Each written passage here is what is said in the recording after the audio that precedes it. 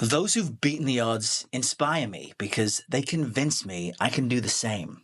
Hey there, everyone. I'm Errol Barnett, and if you're here, that means that you believe in the power of the underdog, or at least the algorithm thinks you believe in underdogs. And so if there's been times when you've been overlooked, maybe underestimated, pushed aside because the odds weren't in your favor, welcome. This is a place where we can root for each other. I am 12 weeks into my own YouTube journey, experimenting with weekly content, learning the ropes of this platform, and figuring out how to build a real community. So I just want to pull back the curtain for a bit and share with you what I'm learning, why I'm here as a journalist, and most importantly, I want to figure out ways we can accelerate this movement of encouragement together.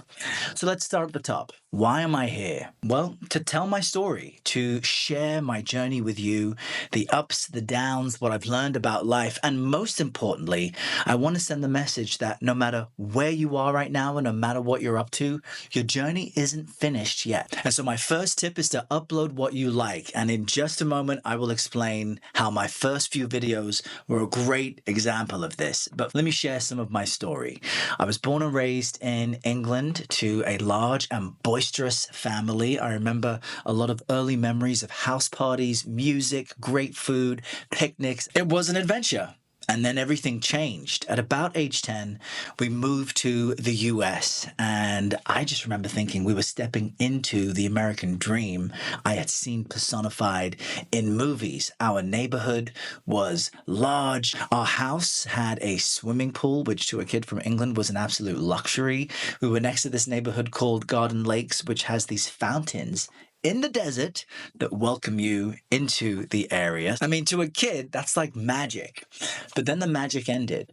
When I was 12 and my older sister was 17, she died suddenly in what the police describe as an accident with a gun. It shattered everything. My mum and stepfather divorced. Then we lost the house. So stability totally vanished in my world. My mother and I remember were moving from apartment to apartment while I was in high school. She was trying to keep us afloat, but she was suffering. She was deeply depressed and spiraling. And I felt like I was this black British kid in Arizona who was just left to figure it out. I desperately wanted to fit in with people, but I was also trying to understand this big new country we were living in. And I was trying to navigate this new reality without the benefit of a big, supportive, extended family. And as is true of many kids, I was constantly teased for being different. Plus, I was naturally shy, as well as experiencing my own depression. But then I found something that really did save me: storytelling. I realized that if people were going to pay attention to me and ask me questions about my background, well, then I could ask about theirs.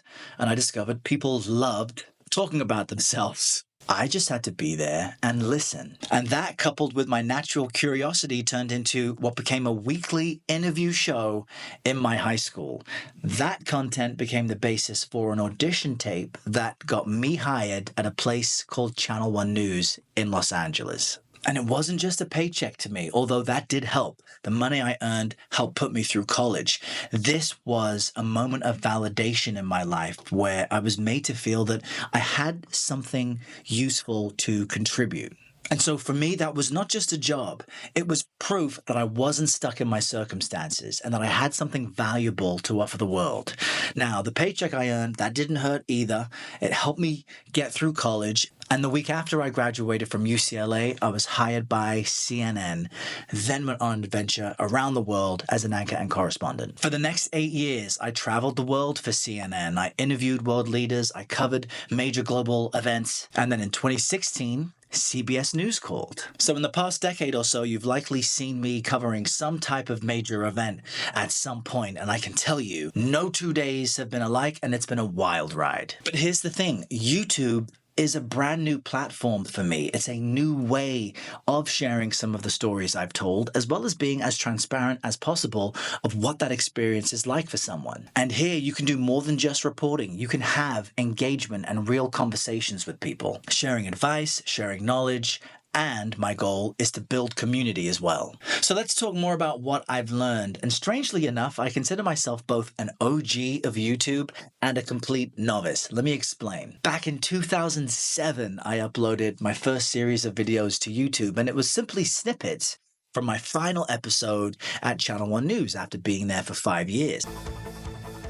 What's going on, everyone? Today is All Request Thursday, and you know what that means. We'll be playing the songs of the artists you picked throughout the show. Now let's get you caught up to date on what's making news. In Sumatra, Indonesia, World Health Organization officials suspect a case of human-to-human bird flu transmission in an extended family. I just wanted to commemorate that experience of traveling all over the US, meeting so many interesting people, and learning so much about what it meant to be a reporter and what America was about. But I would not upload another video for a decade. By the time I remembered, oh yeah, I have a YouTube channel, it was 2017. I didn't post any of my CNN experience on this channel, but I did show some of the reporting I did during the first Trump administration. And if you look back deep into my archive, it's almost like snapshots from 2017 through 2022. Fast forward to 2024, and I started taking more effort in posting summaries to YouTube of the stories I was reporting. Your device is down and sleep. The reality of the story kind of sets in, which can be spooky sometimes because you're in an unfamiliar town, in an unfamiliar hotel, and you've just gone through really grueling details, whether it's someone who is missing or a family that's distraught or men who are tortured.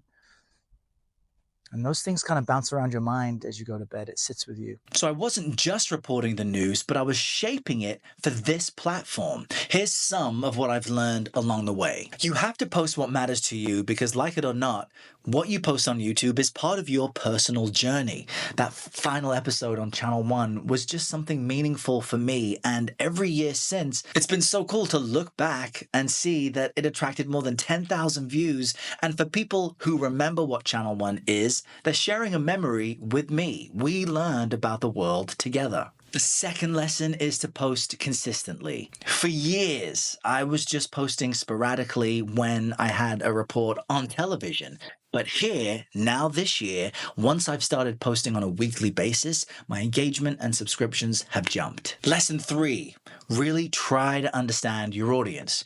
You know, on broadcast television, we do the same thing, but your audience is already watching your channel.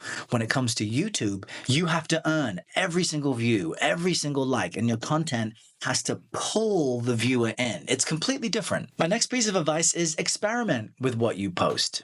Then adjust based on the feedback, then repeat and keep reiterating that, doubling down on what works. And even if something doesn't work, if you enjoy making the video and the content and the experience, keep doing that because ultimately that's what matters.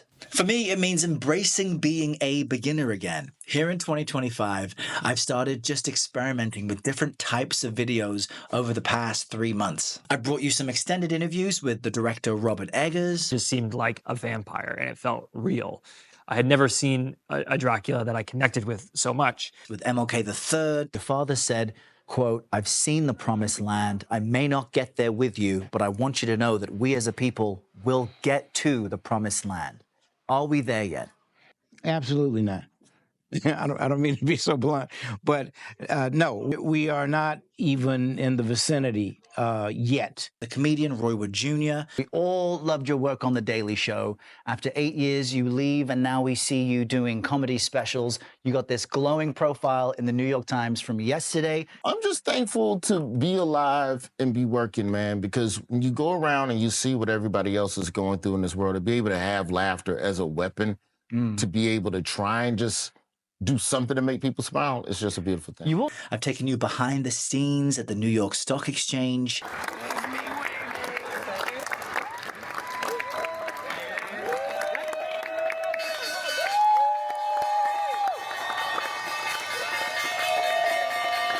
I've documented my marathon training, which is a little embarrassing, but I love to run. Don't die, last mile, let's go.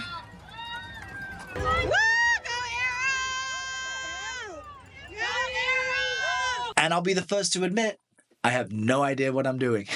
Okay. But I'm enjoying the process of sharing glimpses of what I'm up to. And for people who are interested, it's relevant. And I do know this, if you're watching, then you are part of this journey with me. So be sure to comment and engage with me as we go. If you post a comment, I always reply. And this video isn't just a recap, it is a thank you to anyone who has watched a video of mine this past year or at any time. And it's an invitation to be a part of this community together. So here's my challenge to you. Drop your underdog story in the comments. When were you overlooked? How did you push through? What techniques helped you crack the code of some type of success in your life? Was it deflection, like me, trying to avoid being analyzed and interrogated by people? Or was it something better? Post in the comments, and hopefully we can help encourage each other to push through when times are tough. And if you've made it this far, here's my second mission for you. Ask me anything about the experiences I've had, my views on how to navigate life and the world, and I'll be sure to include a response in an upcoming video. And be on the lookout for some videos I have pending now, how to work in an all green screen studio, what it's like to hike in Arizona with my mum, and come with me to Mexico City. This isn't just my journey, it's ours. So let's keep building, let's keep encouraging each other, let's keep pushing, and prove that underdogs don't just survive, we thrive. And if you enjoyed this video, stick around, you'll love what I got coming up next.